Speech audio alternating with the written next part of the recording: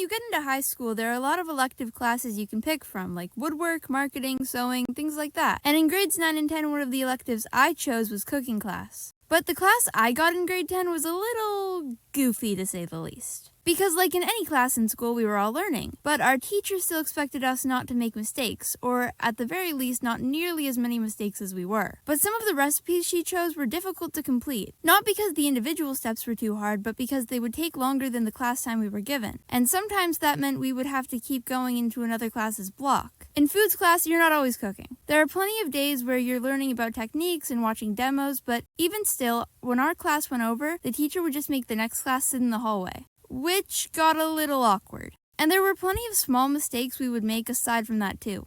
I know! Who would have expected this from a bunch of teenagers who chose this class because they thought it would be an easy A?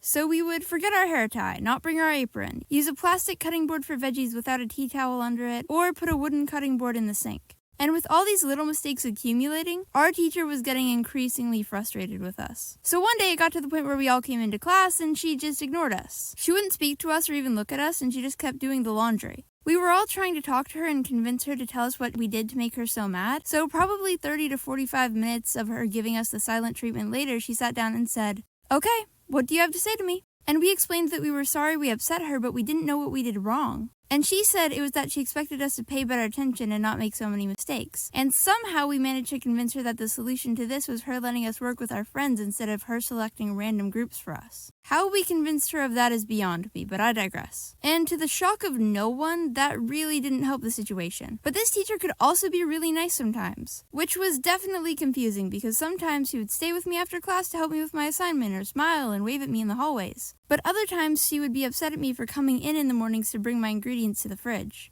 And one time when I was doing one of my practice runs for my final exam, my recipe ran over and took longer than I expected. And while you're doing your final, you're the only one cooking, but there are other students assigned to clean up after you. And the people helping me were allowed to leave, which would be fine if it wasn't for the fact that when I was helping another girl in the class with her final, I had to stay an hour and a half past the end of the school day to help her clean. But 30 minutes before I could go, the girl who was cooking for her final was allowed to leave because apparently her time's more valuable than mine. I wasn't even allowed to use my phone at all, so when I had to stay longer, my brother waited for me for a little bit, but after a while he left, and I had to walk the hour home, but this girl just gets to leave early.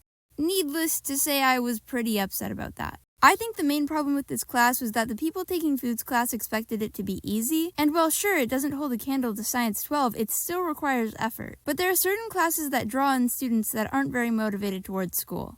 Overall, sometimes I did have fun in that class, and I appreciate all those memories that it gave me, but it did teach me that cooking class can be a lot more stressful than you would expect. Mostly because of time limits, and I definitely didn't want to take the class again after grade 10. Thank you so much for watching this video. Let me know in the comments below what your least favorite subject is in school and if you have any bad stories from it. If you enjoyed this video, I would really love for you to like and subscribe, and I will see you in the next one.